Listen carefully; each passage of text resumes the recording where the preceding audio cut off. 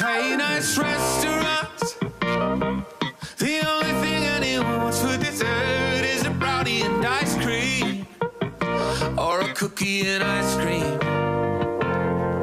No one wants olive oil cake or tiramisu. No one wants weird sorbet or bread pudding. If you want to sell dessert, here's what you need to do. Just make a brownie and ice cream.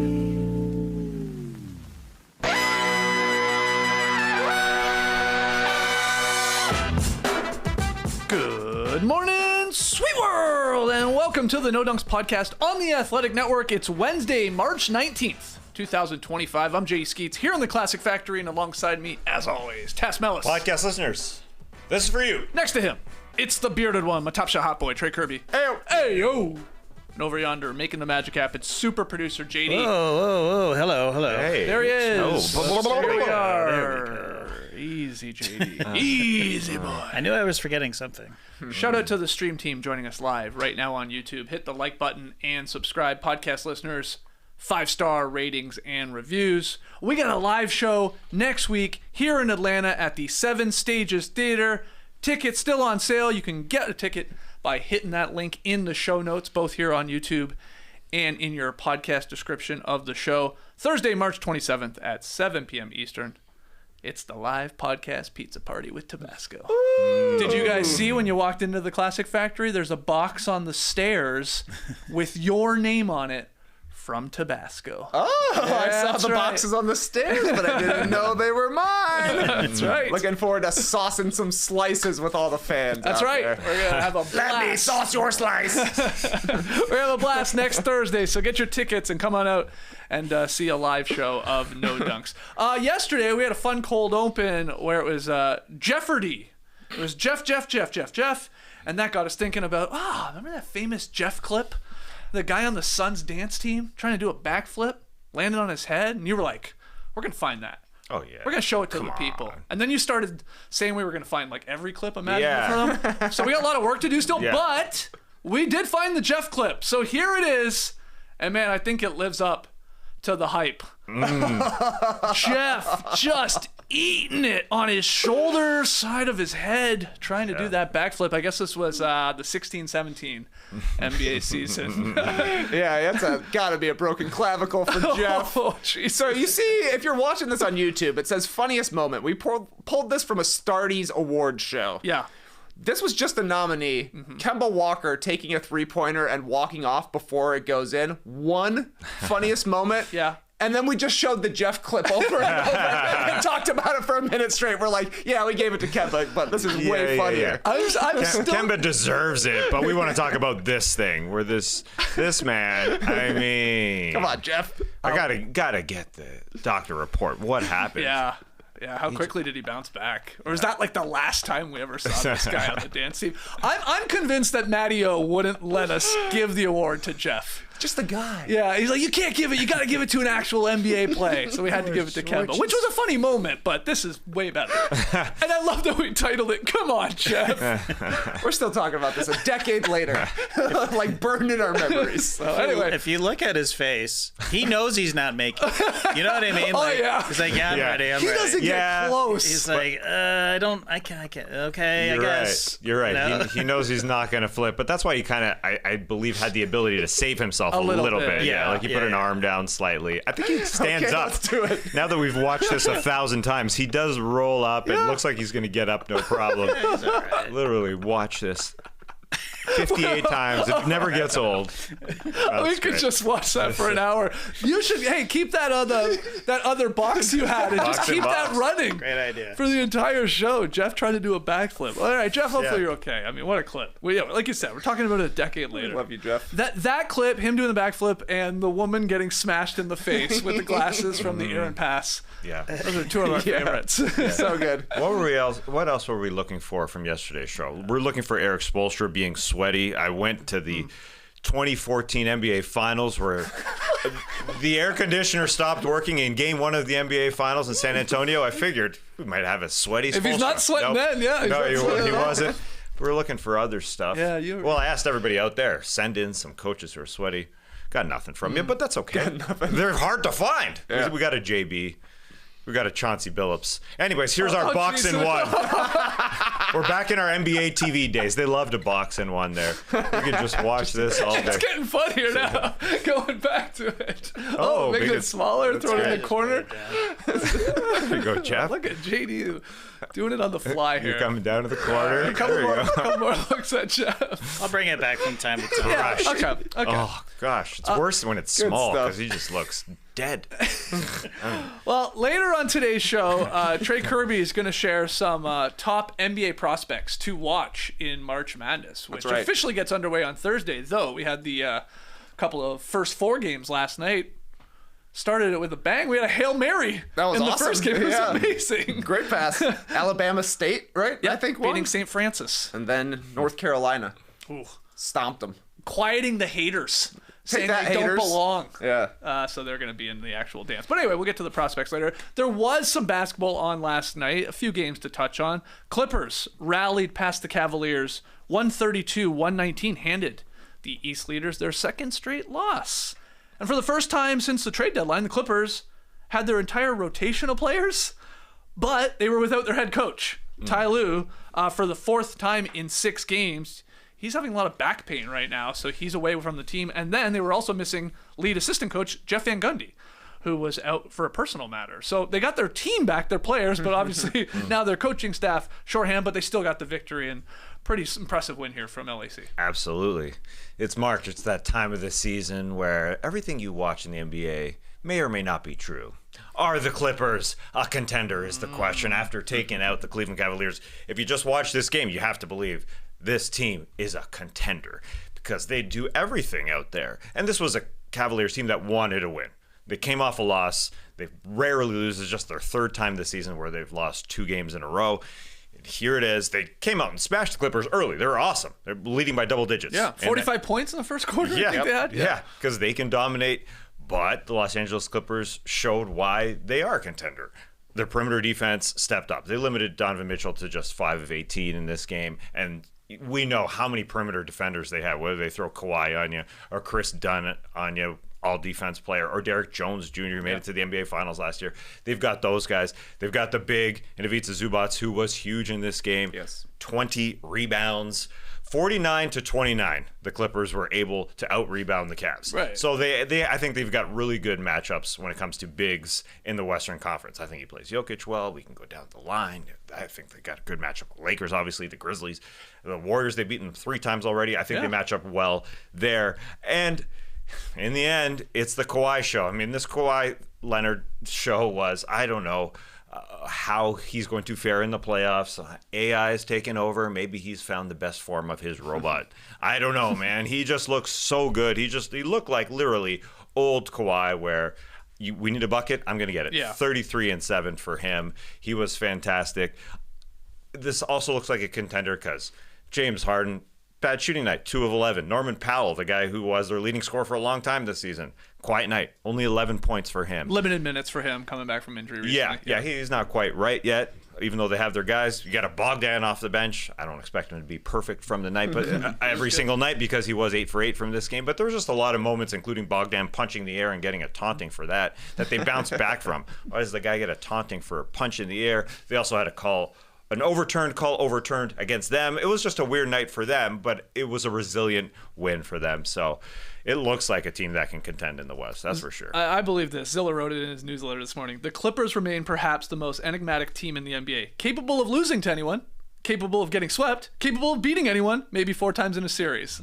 I 100% agree with that. And I'll tell you right now, if the Clippers, I guess, make it to the playoffs, right now they're in the play-in, would have to get in to either the 7th seed or the 8th seed. Another tough spot. Yeah, it's very difficult. But if they get in, and they might, whatever team I pick in that series that the Clippers are involved in, the opposite will happen. I am calling it right now, okay? If I pick the Clippers to win, like a big upset or something, they won't. And if I say, no, they're going to be outclassed, they're going to be outmatched, they'll either put up a really good fight or do the upset. I will guarantee it right now on March 19th, I'll be wrong about the Clippers because they're very difficult to figure out.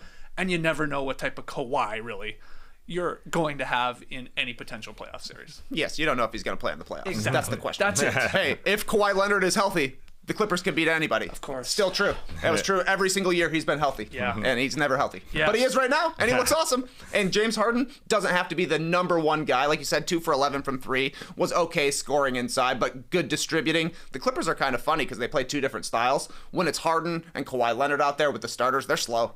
They're walking the ball up. They're getting good shots, methodical offense. And then when the bench comes in, they're running the entire time. I thought they were really good pushing the pace last night. 20 points for Bogdanovic, went 8 of 8 from the field. For a while, DeAndre Hunter, I think he was like 6 for 6 to start this game. I was like, man, the Hawks were cooking for a while.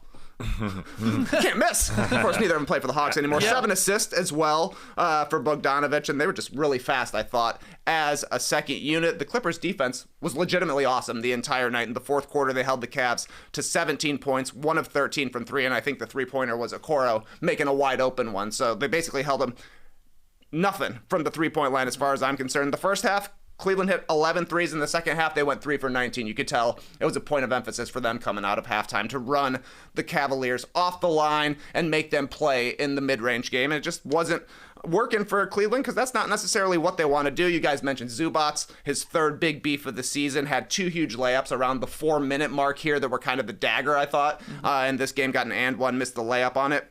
I did notice back-to-back losses for the Cavs. Who cares? It's the end of the season. They're awesome. The only thing they really have to play for right now is the number 1 overall seed, and it seems like they don't care about that much. They care about competing. But this loss, Orlando loss, they got out physical. Yeah. When we've seen them lose in the playoffs against the Knicks a couple of years ago, they got out physical. Much different team now, but that does seem to be the recipe and something to keep in your back pocket when you're talking about these playoff matchups coming forward. Yeah, totally. And I thought that was the reason they lost the first game against the Boston Celtics this season, excuse me. They're out-toughed, and that's a good sign for the Clippers is that they can out-tough anybody. They really do feel like that type of team. They are gritty. When you can out-rebound the Cavs, it's a very large team, 49-29. That's a big, obviously an example of why you can bank on this team. If they are healthy, obviously, Kawhi Leonard sat out the entire first part of the season for the first time in his career, where he didn't play in the first calendar year. To try and slow play it. Is that the way to do it? Who the heck knows? But the Clippers are playing their best ball right now. Obviously, this is their biggest win. They've won 7 of 8. They look good. Will it be the same thing in 30 days when the playoffs start? How about the play where James Harden turned Evan Mobley into a training cone? That was a That nice was a one, man. wild play. That He had a was rough nice. night, like you said, 5 of 18 for Harden. Couldn't hit the 3. He was getting to the line and knocking those down. But that play where he had Mobley guessing what he was doing. Is he doing his step back? Is he going? Is he not? And he changed his mind 2 or 3 times. And then not only does he finish at the rim, but then he has the great celebration where he throws his hands on his heads and even he can't believe it. Yeah, It's the funny. modified McAllister. Kevin went to the cheeks. James went to the temples. That was a nasty double cross on Mobley. It's crazy, though, that punching the air, that's a taunting technique. Running 94 feet, taunting the guy. Whoa, what did I just do? That's fine. Yeah. Just don't punch the air. The don't air did punch the nothing air. to you. Does Zubats have a chance at making a All-NBA team? Third team? No. No? All defense, good. I think. All defense? Yeah. Maybe a second team? Yeah. Yeah. Center problem. There's too many centers out there. Well, you don't even need There's the no big centers positions now. anymore. Yeah. There's I know. 15 better players. I would say fair, it's fair enough. the main problem. He'll be a nice Yeah. honorable mention on some podcast. He maybe. could make your 7th team, I think. Oh, yeah, Yeah. I think so. Yeah, if you really went with positions like I have in the past, yes. If you don't and you open it up, yeah, he's around there. depends, He's just been great this season. Maybe one of the more underrated players in the league for Absolutely. sure. 28 and 20. I'm not sure if we said this. yeah. The points he chipped in as well as the boards. And then Kawhi with the game-high 33. His first 30-point game in a Clippers win since last year. March. Yeah, he doesn't play very 2024. No, he doesn't. No, he doesn't. But good win there from the Clippers. Let's keep it moving. Jimmy Butler scored 24 as the Warriors win without Curry. He got the night off, got to rest, both physically and mentally. Mental rest. Yes, mental rest. And they win 104-93 over the Milwaukee Bucks. Second big defense win for the Warriors lately. I mentioned they held the Knicks to 94 points over the weekend and then just 93 for Milwaukee. And if Draymond Green wants to make a Defensive Player of the Year case, he should send this tape in because he dominated Giannis in this game. Giannis went 5 for 16 from the field, and I'm pretty sure none of the buckets he scored were on Draymond. Got a couple in transition, got one on, maybe 2 on Buddy Hield on switches, but he had no answer for Draymond. Draymond was so good showing in the pick and roll and then recovering to Giannis. They try and throw a lob to Giannis. He's blocking him at the rim. 4 blocks and 2 steals on the night for Draymond. He was just completely locked in on this one, and it was really impressive defensively from him to see him take over the game. And take Giannis completely out of the game. Dame also only went 6 for 18. He was just out of it. I thought Klena Azubuike, he was bragging about how good his cornbread was, and he was admitting that the referees give the Warriors the benefit of the doubt now that they have Jimmy Butler. Before the Jimmy trade, 28th in free throw rate. They've never got to the line. After Jimmy trade, 5th in free throw rate. That has changed from 15 free throws made per game, which was 30th in the league. They're now making 21 free throws per game. That's first in the league. Jeez. That's a lot of easy extra points, and it's all Jimmy Butler. He went 11 for 11 from the line last night. Warriors as a team went 23 for 26. Jimmy drew 4 free throws in about 8 seconds on 3-pointers. One was a fouled 3-pointer, one was a made 3-pointer, and then he made the and one as well. Pretty easy. Played the entire fourth quarter, had 10 assists in the game. In the fourth quarter, he had 9 points, 3 rebounds, 4 assists, and Steve Kerr ran every single play for him. Yeah. They would not be able to win that game prior to the trade. Simple as that. Yeah, the free throw stats are crazy. What's also crazy is that pre-Jimmy, their free throw percentage was also 30th in the NBA. That's just weird. You've got Steph on your team. You'd think your free throw percentage would be better. But yeah, they've jumped in everything, made attempts. And free throw percentage, they're now second in the NBA in free throw percentage post-Jimmy. That was some odd calls there, or some weird things by the Milwaukee Bucks where Jimmy Butler's just flying down the court at the end of the third quarter. Why are you fouling a guy shooting a 3 flying down the court? You just don't do that. You saw Thanasis Antetokounmpo. He's sitting there front row, right in front of Jimmy Butler, saying he's going to pump, he's going to pump. And Ken Porter Jr., he bites that pump, man. He went for it. It was a fantastic show without Steph out there, how they're just moving the ball. I mean, the first 4 minutes, they're 4 shooters, without, exclude Draymond from that. Moody, Quentin Post, Pajemski, and Jimmy. You got to throw them in there. They all had a 3. I mean, they were banging 3s. That's all they were shooting. The first 6 minutes, they just shot 3s, 10 3s, and just 1 2-point shot because they're just moving the ball. The Bucks were just super flat. They were literally flat coming out for this game. They didn't feel like it. They got back into this game, but then you saw the bench come back for the Warriors. They won the bench battle, 39-13. You saw Kuminga put back dunk. Just looks like the right thing to do for him. He's doing the right thing, is what I should say. He doesn't have to start every possession. Just do what we need you to do, and that's rebound, my man. Buddy Hield, 15 off the bench. Now, the Bucks did miss no Jericho Sims, who's out for a while. That would be helpful for their bench, but they got out fast break in this game. And Draymond is really good at guarding Giannis. There's no doubt about that. He's also good at getting away with being physical, throwing that hand into Giannis, throwing that arm. He's good at that. He's very good at that. He doesn't get called for those. But the Warriors are just a much better team. I mean, they just look like they're moving the ball. How they are 7-3 without Steph Curry this season that's a mystery, though. Draymond Green also good at making his own case for Defensive Player of the Year. He had a lot of quotes after this game about his DPOY chances. He said, quote, "I look around the league and I don't see many players impacting the game on the defensive end the way I do. I don't see many players completely throwing off an entire team's offense the way I do." He continued, "You got some people that have a vote on the East Coast that probably see us play 4 times a year." Okay, weird. And if you look at the stats, you'd be like, oh, Draymond averages 1 steal and 1 block. Those numbers don't jump off the page at you, but if you watch me play and then ask the opposing coach, what did I do to their offense, it's a different story. So that goes to what you were saying, Trey, of like, send in this tape to whoever's voting, even those East Coast voters who barely watch you, I guess, Draymond, and then, maybe let him do the director's cut. He could commentate over it. Here's what I'm doing. Look at this. Look at these tiny things. And look, he's got a point. He's an incredible defender. Yes, he was awesome. And he's been incredible, especially since the Jimmy Butler trade or since the deadline. And we showed you the odds yesterday. Draymond Green was second, trailing Mobley as the favorite, at least according to BetMGM. There's still about 15 games left. I wonder if there's enough time for him to maybe win another one of these, or it will go to potentially a player for the Thunder, or maybe Mobley and a bunch of deserving guys. Jaren Jackson Jr., as we've mentioned. I think Draymond's in the mix, and he's trying his hardest to go get another one here. I think he could steal it here. I sort of do, just too. Just because it feels like the Cavs are probably going to downshift right now. Yeah. Like, their main thing is staying healthy for the rest of the playoffs, whereas the Warriors have something to play for just making it into the top 6 is huge for them right now, staying out of the play. And so they still have important games to play. And the Warriors have been terrific defensively since Jimmy Butler came over. And if Draymond has games like this where he's being disruptive and putting up stats, he's going to close the gap a little bit, I think. Yeah, the Warriors were interesting in that they start Quentin Post against the Milwaukee Bucks to be frankly, their free safety, just to help out. And it helped. He doesn't have a post game.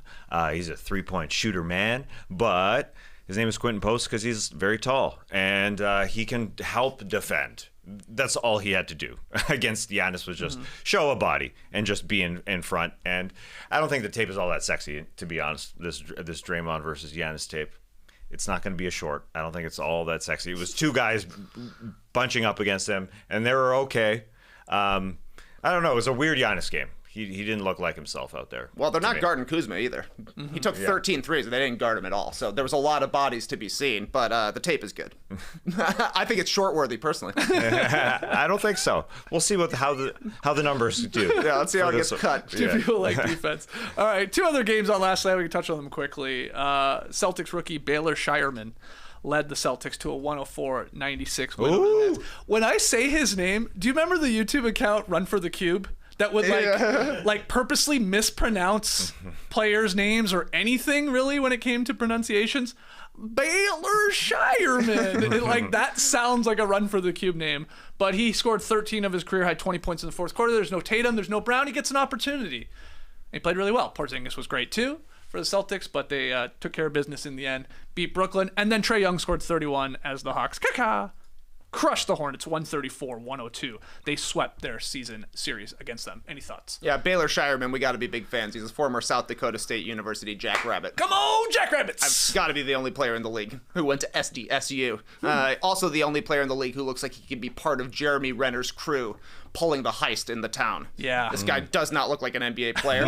Looks like a relief pitcher. But he was awesome. Knocking down threes. He got really hot. Like you mentioned, Porzingis dominated this game. Every minute he was in, he was the best player on the court. 25, 13, 3 assists, a steal, 3 big-time blocks as well. And I thought one of the plays of the game was there was a late trap by the Nets, probably like a minute left or something like that. It looked like they had the steal. Great catch by Peyton Pritchard on the sideline in between 2 guys. He spins and they get an easy basket out of it, so that was nice. This was a closer game than probably it should have been, but the Celtics were kind of chilling. It was a Baylor Scheierman kind of night. No Jays in this one. The starting 5 has only played 20 games together this season, which is Porzingis' injury is a big reason to that, but 20 games is not a lot. Is that does that say something about the Boston Celtics that they don't have a lot of chemistry going? I guess not. Porzingis looks prior. I mean, yeah, they won it. Yeah, but either way, they could be a team that gets to the finals. There's no doubt. Porzingis, looked great. That's the whole point of this story here. Also, Derik White made some history. This is a stat you'll never remember, but he became just the 2nd player in NBA history to have at least 225 three-pointers, 50-plus offensive rebounds, at least 60 steals, and 60-plus blocks in a season. Okay. What? Okay. Yeah, who's the other one? That's the question. Oh, you don't know? Oh, I do know. Oh, you don't know? Okay. Yeah. What's the question? Can we get it? 203s. Yeah, you gotta. Nah, I don't know if you'll get it. No, you won't think. James Harden? Kevin Durant. Bang! Oh, Yeah, nice. Pretty smart, man. Nice. You're smart. Yeah, I think you could have been thrown off by the blocks. But if you underrated defender. If you just think Everybody always 3-pointers, yeah, he's hit a lot of 3-pointers, 225 threes. That is a decent amount of threes. Also, a guy who's shooting really well from 3. I got to mention Zachary Reese-Sachet because he takes all his threes, not all his threes, a lot of threes above the break. And I kept on saying here on the show, in 2024, this calendar year of the NBA season, only 28.9 as a 3-point shooter. 2025, bam, he's turned it on, 41.7. So is he just a corner shooter? Nah, he's also an above the break guy, and I think that's important for any team, really. 19% before the calendar year, 37% after the calendar year for above the break guy. So you can shoot from everywhere. 5 of 9 from threes in this game. It was such a terrible game against the Charlotte Hornets. That was abysmal. I mean, you just swing it once and you got a layup, dude. I mean, it's so easy. The Hornets are miserable. Yeah, that's a tough watch at home in front of their fans. I know. Ugh. Imagine paying for that ticket. Oh my god. I had a new. Who is that guy? who started for the Hornets last night. Do you know what I'm talking about? I know it is. Damian 7. Ba. Yeah. I don't even know if I'm saying his name right. I think it's Damian Ba. I looked it up too because a B-A-U-G-H Yeah. name. I thought, maybe it's a buff. I was like, who the hell is this guy? That guy got absolutely flambéed last night. He got cooked so many times. He might have given up 100 by himself. The Hawks dialed up an open layup or a wide open three-pointer every single possession. They had 19 dunks or layups last night. They went 22 of 45 from 3. I checked the tracking data. 30 of their 45 attempts were classified as wide open. 13 of the remaining 15 were classified as open. So that means the Hornets guarded 2 shots from 3, and that's what it felt like. Yeah. Risa Shea, maybe he can shoot from above the break, but he can definitely shoot from the left wing. He hit 3 straight from the exact same spot. Eric Collins on the broadcast was like, he didn't move an inch! Literally get a hand up. The other thing I was thinking is our friend Larry going to bring back the Threesa shirts for Zachary Threesa? Oh, it does work well. Yeah, I was wearing my Kyle Korver midriff one the other day. I was like, this would be nice. I like it. Yeah. Bring it back. And just again, I don't want to go too far on this point, but again, the who is that guy is usually reserved for a guy that gets in at the end of the game, plays 5 minutes, maybe hits a shot, and you're like, man, I've never seen this guy. Who is he? Damian Ba led the Hornets in minutes played last night. He started. He played 33 minutes as he was getting waxed out there. He chipped in offensively. He scored 11. I mean, Daquan Jeffries, he's probably a big who to a lot of people too. But anyway, it's just crazy. You're seeing these lineups of what they're rolling out there. Damian Ba. Yeah, he's on Basketball Reference. You see his headshot, and he's got a Lakers jersey on. How did that happen? Yeah. Well, he was in a training camp for the There you Lakers go. once upon a time. Yeah, Zachary Sachet, as you said, he's great from the left corner. He's shooting nearly 50% from the left corner this season. That's very, very good. It's great to see a guy just get better as the season goes on. He's great. So those are last night's games. One game tonight, we got some news heading into it. The Thunder are holding out 3 starters for tonight's game against the 76ers, including March, baby. including MVP favorite Shai Gilgeous-Alexander due to rest. It's straight up rest. Jalen Williams and Lou Dort are also out due to hip injuries, while Hartenstein has a bit of a back issue, and Cason Wallace, his shoulder, they're listed as questionable. So the Thunder sitting 3 starters here, and I bring this up. We don't usually do this, looking ahead like this, unless we get to pick them, but the Thunder control Philadelphia's 2025 first-round pick should it fall outside the top 6. So people are wondering. The tweets were flying last night. This might be some diabolical shit. I saw one tweet say that the Thunder are attempting to give the Sixers a win to increase the odds that they get their first-round pick.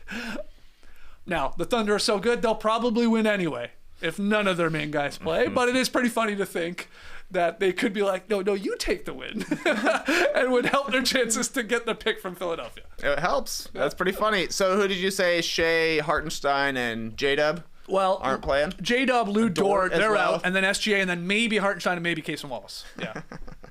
Aaron Wiggins' 40-point game incoming. Coming up. Yep.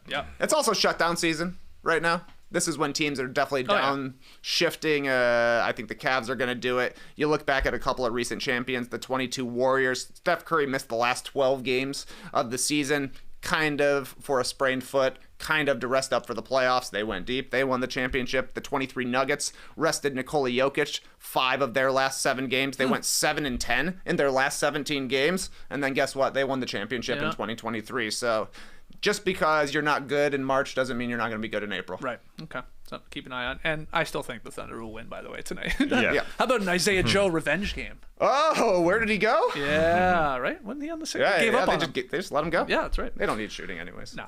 Okay, let's pivot to March Madness talk, because again, first 4 underway, final 4 starts on Thursday for the men's, and TK, you got some NBA prospects to watch for us casuals when it comes to the college game. Yeah, I did a lot of scouting.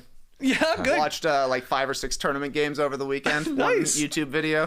So I'm in on this. Some NIT? NIT? Yeah, why not? No, conference tournaments, buddy. Yeah, okay, buddy. NIT? Go deep, I'm man. not that Go deep. crazy. That's Hollinger level. That's Hollinger mode. Yeah. Isn't there's like a 3rd tournament, I think, even.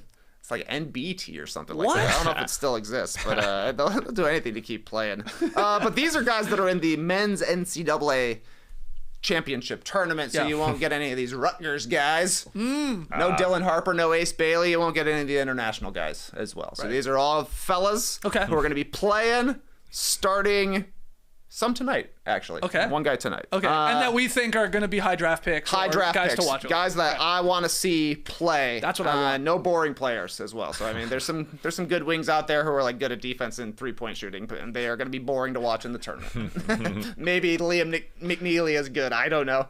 Maybe he is. But my number one prospect, shocker, Cooper Flagg. Oh yeah, I've heard of him. Yeah, he's pretty good. Ever since he dominated Team USA for the select team at 17 years old, his hype has been unbelievable. He is the rare dude who is going to be the youngest player in the draft and also maybe the best player in college basketball. Like, he could win National Player of the Year. It's him or the guy from Auburn, Jonai Broom. Basically, Sam Vecenie's mock draft came out today. No surprise. He's number one. He had a dominant season as a freshman who was one of the youngest guys in the entire NCAA. Pretty sweet. Yeah, they had an interesting point, I thought, on the Hoop Collective podcast today, talking about some of the prospects to watch too. The idea of Cooper Flagg. Like, do you think there's been enough like buzz about him from casuals like us and from other maybe NBA fans or other just sports fans? Like, it's not on the level of Zion when he Definitely was at not on the Duke, level of Zion. which is really fascinating because he has exceeded a lot of like very high preseason expectations. He's been incredible. And he does everything. I know, but it's Yeah. like, yeah, for some reason it's like not there. I don't know why. I don't get it. Yeah, Maybe it will. Maybe it'll happen maybe it's now. because he plays for Duke, but like you're saying, Zion. Yeah. He was a Duke guy as well, but Zion was like a social media superstar before Yeah. he ever got to college as well. I don't know, but I'm excited to see him. Apparently, he might even be playing on Friday. He sprained his ankle in the tournament over the weekend, but he might play Friday. If not Friday, assuming Duke advances, they would play on Sunday. Yeah. So that's cool that he'll actually get a nice run here, and that will probably send him into overdrive hype-wise if he plays and they have a nice I run in think the so, tournament. And they might have a nice run in the tournament because I'm not putting these guys in my top 10, but they do have two other high draft prospects. Con Knueppel. Say what? Straight up Con Knueppel. what is K-N-U-E-P-P-E-L. He's number 6 in Sam Vecenie's mock draft. Okay. So I'm just putting him as like a side guy. Yeah. He's like 6'7", 215. Like, you don't want to call him Joe Ingles, man. It just seems too easy. He's also hopefully better than Joe Ingles. You don't want to call him Luke Kennard because you're like, what, another white guy from Duke? Come on. Yeah. So how about this? Poor man's Paul Pierce. He's got a wide body. Okay. He's a good player. He's a good ball handler. He kind of does it all. Also a really good shooter because guess what? He's a white guy. Okay. Poor man's Paul Pierce. Poor man's Paul Pierce. And who's the other guy then? The other guy is Common Malawach. Right. Oh yeah, I've heard of him. Yes, he is like your classic Tyson Chandler style center, setting screens, rolling to the hoop, defending the rim. Also a pretty good switch guy. He's 7 foot, 250 pounds. He's 14th in Sam Vecenie's mock draft today, and for me, he's always going to be the puke guy. He's the guy that vomited all over the court. Yeah. I'll never Tracy forget. Morgan coming from that crowd. Yeah, exactly. Tracy Morgan, puke okay, guy. by the way. Food poisoning is what he told us. So, The puke from Duke. Yeah, I brought that up today in the locker room at the gym. I heard somebody kind of burp, and I thought it turned into a vomit. It was such a loud burp. I said, "Whoa, Tracy Morgan is in the house." He was okay. Along with Tracy Morgan was okay. Yeah. Also, this guy in the locker room was okay.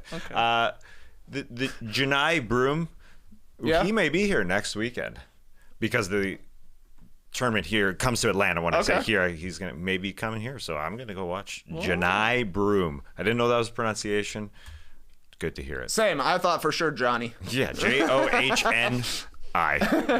That's Johnny. Nope, that's Janai. Different guy. All right, my number 2 draft prospect from Baylor, VJ Edgecombe. 6'5", 180 shooting guard. The guy is a super athlete, okay shooter, makes a lot of plays defensively. He might not be able to dribble. Sounds like a Raptor to me. How dare you? DeMar DeRozan learned how to dribble. Thank you very much. No, he's a good, at the very least, he's going to be like a good 3-and-D wing guy, but I think in the second half of the season, he really got untracked playing in transition and had a little bit better shooting as well. Sam Vecenie bumped him up to number 3 in his mock draft. He's kind of been at number 4 mostly, but he's definitely a top 5 pick guy, and I think if the bracket plays out the right way, he could go up against Cooper Flagg on Sunday. I think it's Sunday. Oh, it's not. It's the first weekend. Is that right? Yeah, because I think Duke's a 1 seed, and I think Baylor is in the 8-9, so they play pretty quickly. That'd be awesome. And they could be matched up against each other. I guess Edgecombe would probably go on Con Knueppel. VJ versus Try Con. and turn that off. But he's a super explosive athlete. This Super guy. athlete, yep. Yeah, like at worst, he's going to be a Ron Holland type. Right. Ooh. Okay. I like that Have comparison. a sure Sure. moment. You There you love go. Ron Holland, I feel like. I love athletes. Yeah. Yeah, he's good. Okay. Baylor. Poor man's Jaylen Brown, they're saying. Okay. Oh, Sure. Wow. I mean, young Jaylen Brown didn't have much of a shot either. Yeah. And he turned into a shooter. Got some muscles on him. Hell yeah. Number 3 prospect from the University of Illinois by way of Vilnius, Lithuania, Kasparas Jakucionis. Jakucionis. Man, this tournament's got the names. Yeah, we got some good names. in this Yeah, class. you can call him KJ. Yeah. Yeah, I think VJ and KJ. VJ and KJ, 6'6", 205, a big point guard, basically. Really good feel for the game, handles the ball, plays in pick and roll, good passer. Like I said, he's 6'6", so pretty good size. Finishes inside, only shooting 33% from 3, but 84% at the line. So I think he can shoot, Right. but we'll see if he can shoot. I can tell you right now, I'm going to love this guy. Yeah. For all those things he said, he's Smooth. like great in the pick and roll. He's a tall guard. I like that. Sounds like he might be a streaky shooter even. Perfect. Yep. Check for me. Yeah. Big fan of KJ already. Big fan. And he's got a chance, depending on if Texas wins tonight, he would go against another guy who's like a top 10 pick, who will be a little bit later Okay, on I this like list. So it could be a this. pretty nice matchup. like this. Illinois also has another draft prospect who's like a late first-round guy named Will Riley. He just shoots a lot of threes. Oh, He just shoots a lot. Hell, hey, if you can do that, you can play in college basketball. right. That's Man, right. watching those games last night, I was reminded, oh yeah, we shoot a bunch of threes in this.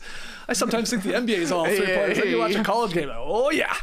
Oh, it's a whole bunch. Now, North Carolina, they were on fire. Absolutely on They fire were last night. on fire, I went for to bed at halftime because I was like, that's a blowout.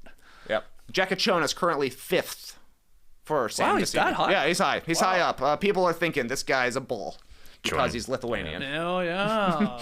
You can sell some tickets. Nice. Yeah, Buzelis. Yeah. I mean, obviously the GM in Karnisovas and Bulls fans are convinced that they're going to pull a trade for Sabonis over the summer.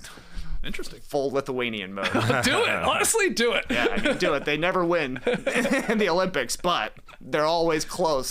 Sounds like a Bulls team to be at. Yeah. Our number 4 draft prospect, mine at least, Derik Queen from Maryland, 6'10", 245, an undersized bucket-getting 5. He handles the ball. He's a playmaker, a really good passer with the ball in his hands. He's getting a lot of comparisons to Alperen Şengün, some Naz Reid with the way he's able to cook as a big guy. I think even a little bit of Julius Randle. He doesn't necessarily play like the bully ball style like Randle does, but face-up game. The question is, can he play any defense? Just like Şengün, who has become a good defender for the Rockets this year, but not a lot of foot speed. Like I said, he's 6'10", so a little bit undersized, and he's going to be at a quickness disadvantage, but the guy can score. Really polished game, fun to watch, one of my favorite dudes. And, you always nice to know a new way to spell Derik. New Derik. Yeah, exactly. New Derik just Sure. dropped Derik. Yeah. There's a lot of ways to spell Derik. You can go with I's, you can go with E's, you can go CK's, straight up K's. I haven't seen this version. Just one Derik. are just Yeah. one are surprising. It's a fun name to give when you're getting a coffee or whatever because you want to see what the barista spells it like. interesting. You know, it's fun. This guy's got no shot apparently. 8% from 3 points land this season. Working Apparently, inside. yeah, he's a big. Stretch it out in the NBA. That's right. I don't know. Start with the Get him with the corners. shot doctor. Big range on. He's 8th on Sam Vecini's Yeah. board, but can drop down into the teens even for some in the mock draft. Okay. Yeah, some people think you're too slow. All you can do is score. Are you Greg Monroe? Ooh. Or are you Alperen Şengün? What a Jeez. range. That's a hell of a range right there. What a range. From Şengün to Moose. From the goose to the moose. Nobody calls him the goose. Cool nickname, though. Yeah, this is a good nickname for somebody. Number 5 draft prospect, Tre Johnson. Great name. Yeah. And missing a Y. Nonetheless, he plays at Texas, 6'6", 185. They play tonight against Xavier. If they win, they play against Illinois, so that'd be a pretty cool matchup. But he's 22 a game. Pretty impressive. In college, that's all he does, though. All he does is score. Is he the guy that I've heard compared to, he's just a taller Cam Thomas? That's the guy. Yeah. Yep. What a Tough comp. shot maker. He doesn't Yeah. even like get to the rim all that often, but he's got a really nice just a shot. bucket. Not a great athlete, and just scores. Like you look at his pluses and minuses, and it's all offense, and everything else is like defense, effort, fouling, passing. But he's a bucket. He's a bucket. He's got a great name, Tre Johnson. 7th on Sam Vecini's mock draft today. Okay. So watch them tonight because they might be done. Yeah. I don't. Are they may not even be favorites in that game. Yeah. No idea. Yeah. No idea. It's the 11th versus 11th, right? 11 versus 11. It's sort of funny. I always found that so weird with that first four. It's like I get the 16-16 to get in to play then the number 1 seed. I've never really understood. Okay, we're ranking you as the 11th seeds if you get in, but you're not in, both of you. It is unusual. It is weird. I think it's just got to be. It's like conference reasons, I'm sure. Probably, and like marketing, right? Because North Carolina, huge fan base. They were an 11th seed. Texas, huge fan base. They're an 11th seed. So you have one game that has teams people know, and then one game between 16 seeds. Yeah. That are exciting. And you just reminded me, sweaty coach in the college game, Hubert Davis. Oh, good one. He was sweating last night. He was a sweater. And it's funny to see like coaches in suits. It looks like, good. Oh yeah, I mean, I totally miss it in the NBA. I'm like, this is better. And they don't all do it, but Hubert Davis had on a nice blazer last night. That's why he's hot. Yeah. People are speculating. That's why we can't find sweaty coaches in the NBA. Yeah. Yeah. The wicking materials. Yeah. They're too comfortable now. That's a fair point. Too comfy. Yep. All right. The back half of our top 10 starts with number 6 prospect Jase Richardson. Sounds like a familiar name, huh? Yeah. Jason Richardson? Yeah, it's his son. Yeah. Plays at Michigan State just like his pops. 6'3", 185. In shoes, is kind of short. Especially compared to Jason Richardson. It's, unusual that he's not like the greatest athlete on the court either. Yeah. He's not a high flyer, but he's a crafty dude, shooting 41% from 3. People are like, is he really that good of a shooter? I guess we'll see in the tournament. He got moved into a starting role because one of the guys on the Spartans got sick. So they let him handle the ball a lot more, and it's gone really, really well. So maybe it's like a Devin Booker thing where, like, you're not handling the ball at all until you start handling the ball. It's like, wait a second. We should have given you the ball more often. So I'm looking forward to see him. I know he's a guy that's kind of getting mocked into the Bulls range. Sam Vecini has him at number 10 right now. I like his game. Okay. Yeah. Small, though. Much smaller than his dad, who was like 6'6", easily over 200, I assume. But this guy's very light, but more of a shooter. And not that athletic? Question mark? Because when I'm reading... he ain't going to win 2 dunk contests. He ain't J-Rich. Wow, no. Yeah. But when reading what Zach Harper wrote about him, the freshman is so efficient, so athletic. And I don't know what to believe when that's because Zach Harper's comparing him to himself. Oh, well. So then he's going to write so athletic about every player. Oh, yeah, that's what I would do, too. This guy's huge, I would say about every guy. Even if he's 6'2". That's the opposite for me. I'm like, ooh, shorter than me, too small. Honestly. Jase Richardson, too small. Too small. Yep. But yeah, we'll see what he can do. I think he's a good athlete, but it's compared to the NBA. Like, they talk about Edgecombe, they're like, he'll come into the NBA and he'll be one of the top 5% of athletes. I don't think that's the case for a Jase Richardson. Yeah. But he's got craft. Craft is important too. And Michigan State, I assume, expected to go pretty far in this number 2 seed. Some people I assume will have them going in tournaments. Elite 8. Yeah, Tom Izzo, man. Tom, come on, Big Tom. Tell me an NCAA tournament that didn't have Tom Izzo in it. You gotta go back 30 years. You gotta go back. I don't know. Feels like that, at least. He's been there forever. Yeah, it's the Izzone. Like, I remember watching this in the 90s, and Tom Izzo's coaching the Michigan State Spartans. He coached Jason Richardson. So he looked that and up. His son. I bet they've been, literally his son. And he made Jase Richardson a starter late in the season, apparently. Yeah. Just the last 9 games. Tom Izzo, NCAA tournament. So there's a little story. There's your Cinderella. Let me give you this. Tom Izzo, 27 consecutive NCAA tournaments. That's pretty amazing. That's pretty good. Yeah, that's wild. Where he coached or where he attended? No, just coached. Oh, okay. Just wondering. That's a weird question, but I was just wondering. That would be weird. He played in one. It's like, they let him play during the COVID season. I think he meant like he just bought a ticket 1 year and attended just showed up. Yeah, more so. Just not playing. What is he? Matt Ishbia? He played in one. Anyway. Coach Matt For Tom Ishbia, Izzo, probably, right? Tom Izzo. Yeah. All right, number 7 prospect, greatest name of the draft, Egor Demin. Egor Demin. What? Wow. Perhaps pronounced Egor Demin. From BYU, 6'9", 190-pound point guard. Point guard. Ooh, okay. Yeah, love a tall point guard. I do. But he might be Russian Josh Giddey. 27%. He's 27% from 3, 68% at the free throw line. Whoa. Can't get by anybody. Very limited athleticism. Brilliant passer, though. Great vision, and he's 6'9", so he can see over everybody. He's good in the open court as well, but like he just might be able to pass because he's tall. And guess what? There's other tall guys in the NBA. Yeah, I don't love seeing this. I read a little bit on him. Turnover proneness and occasional mental lapses make him a situational fit for most NBA teams. Yeah. Still love that. Yeah, he's a turnover machine. I mean, BYU obviously isn't like top of the they're not pops, powerhouse. but yeah, he can get pretty loose with it. Sam Vecini has him at 21 in his mock draft, and this was a guy who was probably like in top 10s at early in the year when he was shooting it a little bit better as well. Okay. So maybe he'll have a good tournament, though. Yeah. You know, he needs it. Sounds like he Exactly. needs it. Yeah. Bounce back. Egor Demin. Egor Demin. That's an awesome name, man. That is a cool name. Very cool. Number 8 prospect from the University of Michigan, Danny Wolf. Bum bum. Is he Dick Wolf's son? I don't know. He's 7 feet tall, 250 pounds, and he's a shooting guard.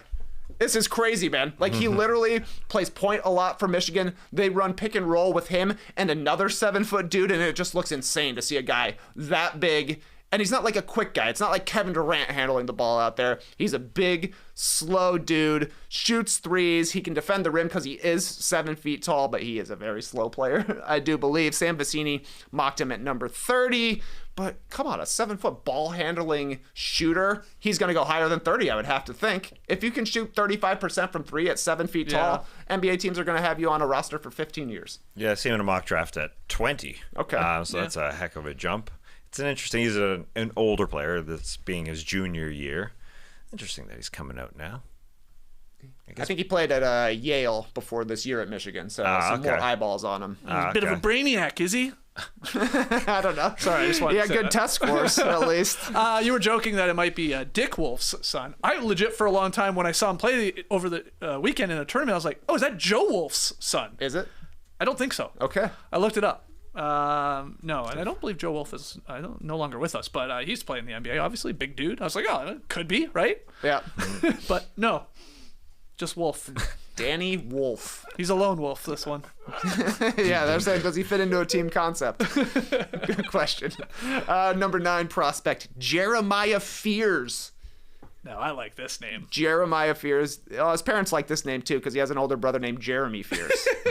That's crazy. When Right? the name's that twice. good, just run it back. Switch it. This Fears, he plays for Oklahoma. They're going up against UConn, who has some draft prospects as well, and Liam McNeely and Alex Caravan. They're wings. They're going to make some shots. But Jeremiah Fears, 6'4", 180 pounds. He's a guard that can't shoot, but he gets buckets, 28% from 3, ton of turnovers. Sam Vecini has him mocked at number 13.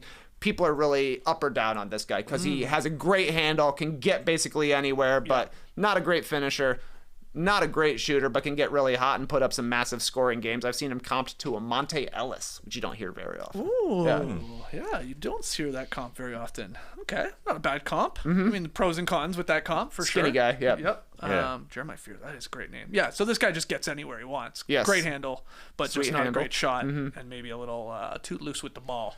Yeah, and I think he had they would say he had a big lift for Oklahoma. They didn't have very much else going on, so he has okay. like crazy usage rate. And when he gets to an NBA team and he's just a guy on their team, probably slots in a little bit better. That's similar to like the 2 Rucker guys too, right? Like there's not a lot of other talent on that team, Yep. and so like they sort of have. You look at their numbers this year, it's like, are they all that great? But they're like, well, if you surround them with good players, they probably like pop, right? So, okay, Jeremiah Fears, Yeah, mocked at top 10 some places. Yeah. guard. Okay, love it. Final one. Final guy from the University of Georgia, Yeah, Asa Newell. 6'10", 205 pounds. He's kind of a tweener forward. Really good athlete, good motor, very productive. The question for him, what position is he going to play? Because he's a little small, a little light to really be a center. Probably not quick enough to necessarily be a power forward. But like I said, he produces, scores a bunch. Sam Vecini has him at number 17, and he plays super hard, which is a very big skill in the hell of a NBA. skill. All right. He probably gets drafted ahead of Jonai Broom. Was another guy who I considered here because he might win National Player of the Year. And he's a tweener as well, but a little bit better athleticism and certainly younger for Newell. Okay. Yeah, this guy was named to the SEC All-Freshman team for Georgia. I think he led them in scoring and rebounding. I like the motor. I love seeing that high motor. High motor. But he's super young, too. Okay. Georgia, they're in an 8-9 matchup, I believe, as well. this weekend. Or, Okay. I'm sorry, Thursday or Friday. I don't know which day. Yeah, I they think play. they're UConn. No, they're not. I lied to you. No, I don't remember who who do it they is. play. I forget. I just filled out my bracket. I've changed my bracket like 3 times. Why? I don't know. I keep like reading and hearing things. It's upset season, baby. I'm Apparently. like, I should have just went with my gut. I'm gonna regret it, but I go back and I'm like tweaking things. I've never done that ever. I usually fill it out and leave it and forget about it. Yeah. But I'm tweaking this year. I'm Tweaking. like, Just like LiAngelo Ball. I don't know. We'll see if it works out. Apparently, it's finally the tournament where we're going to see a lot of upsets. More upsets than usual because we just don't know who's going to win this year. It's up in the air. It's open-ended, sure. A little bit. But then again, like the 4 number 1 seeds, like they're juggernauts, right? Yeah, They can be Purdue had. was a juggernaut too. Did they lose in the first round? They lost to a 16 seed. Yeah. Not last year, but the year prior. That's it. That's it. Okay. Look, it's very difficult. It's one game. Anything can happen. Just man. one game. Team get hot. Team get foul trouble. That's right. Yeah. Get rattled. It's going to be tough for me. Last year, I won hockey cards because I won my NCAA tournament. Did you really? Yeah, I won cartons. Oh, you won the Cartons and you won the cartons. athletic. Yeah, that's right. Yeah. I got hockey cards at home. You getting good ones? Yeah, for sure. Who's the Chicago Blackhawks guy? The guy that just Connor drafted? Bedard? Yeah, Bedard. Yeah. Yeah. Yeah, I got him. Nice, man. Couple times. That's like getting a Crosby in 03. Is that when he was drafted? I don't know. He's been playing a long time. Yeah, he's been around a lot. He's still playing. I think Crosby just did something last night. Was it him that like he passed Gretzky for most points scored with one franchise? Oh. Because Gretzky obviously moved. I mean, Gretzky had Wow. a ton of points Yeah, with the that's- Oilers and then moved and played obviously for LA and then eventually St. Louis and blah blah blah and Rangers. But yeah, Crosby I think is like the 4th all time now for points with one franchise. And this is his 20th season. Yeah, he's played forever. Man, Gretzky, he's the Wilt Chamberlain of hockey. Oh, it's amazing. Right, we got Ovechkin's getting close to passing him, I think, on goals all time. Yeah, all time. We're just talking some hockey stats. Yeah. He's a handful away for sure. All right, so I liked it, Trey. 10 prospects to watch in March Madness from an NBA fan's perspective. And tomorrow we're doing something a little different here on No Dunks. We are going to fill out our No Dunks bracket together, the entire thing. So we'll just do an entire show on that. If anything of note happens in the NBA, I'm sure we'll slip that in as well. But we'll mainly focus on filling out our bracket. A bunch of, college basketball dummies try and pick the perfect bracket. We're doing it this year. We're going to do it. Yeah. Yeah. No tweaks. We're not going to have enough time. No tweaking. No, we got to go with our gut. Maybe you give us a little bit of stats, it's type of style of play, and then we pick our team. Generally picking our team off their name, their mascot, their and colors. how old they are. And how I'm old. picking old players this year. Very smart. Except for apparently Duke is awesome. How's that going to work And they're out? super young, yeah. Good point. All right, pick them tonight, Tass. Where are we going in the NBA? There are a lot of games on. I saw the Nuggets playing the Lakers again. They just played on Friday night. I had to go with it. Okay. Want to see if the Lakers can exact a little revenge because they did lose to the Denver Nuggets, of course. They lost without Luka. They lost without LeBron. They played an incredible game down to the wire against a really great Nuggets team. A full slot of Nuggets players. Tonight, Luka will be playing. No LeBron again. So we shall see. I guess that's why I'm the only one taking the Lakers. They're at home, just +1.5. So it's basically a pick 'em. Yeah. Why are you two taking the Denver Nuggets? This is a tough one. Yeah, I like their main guys coming back in theory, right? With Denver.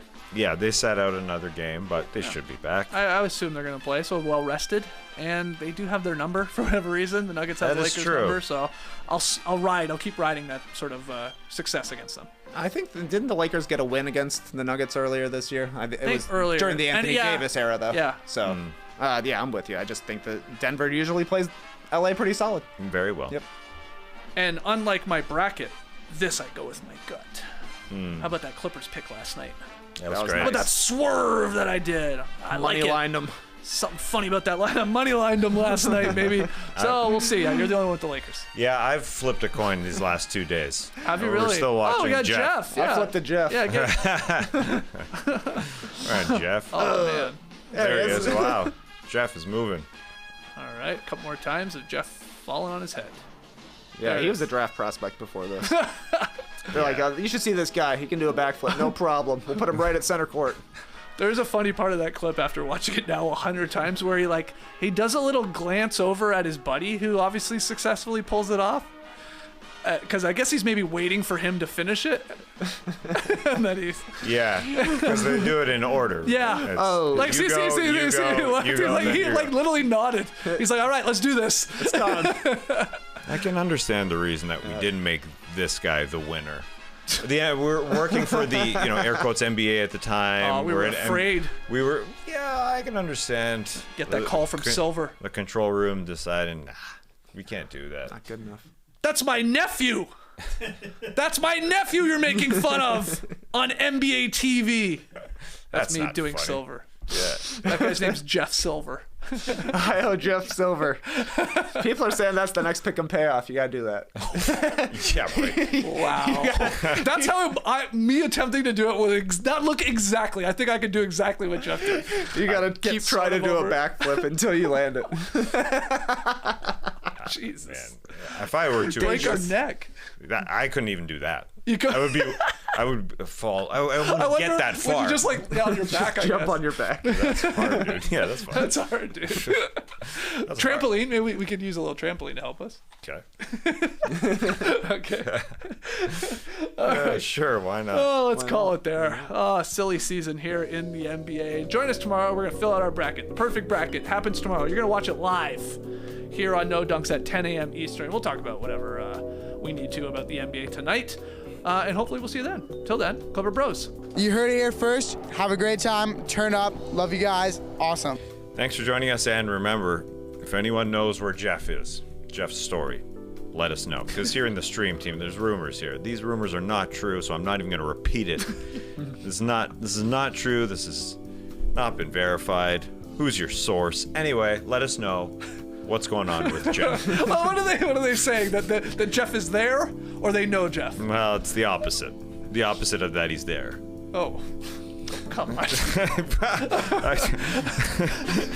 Come on.